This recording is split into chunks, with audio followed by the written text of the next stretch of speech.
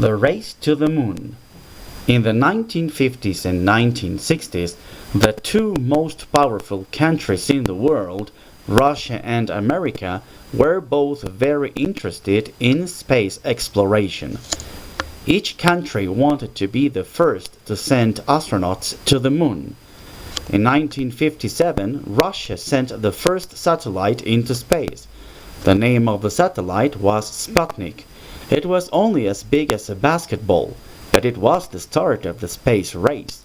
In 1959, the Russians sent a spacecraft to the moon. Its name was Luna 3. It went around the moon and took pictures, but it didn't land on the moon. There weren't any astronauts on Luna 3.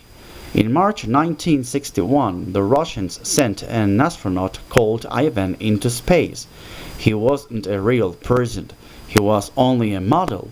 The Russians wanted to test the spacecraft and the astronaut's spacesuit before they sent a real person into space.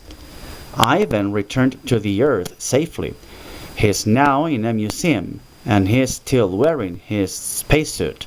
In April 1961, the Russian astronaut Yuri Gagarin became the first person to travel into space and go around the Earth. A month after Gagarin's flight, President Kennedy of the USA made a famous speech.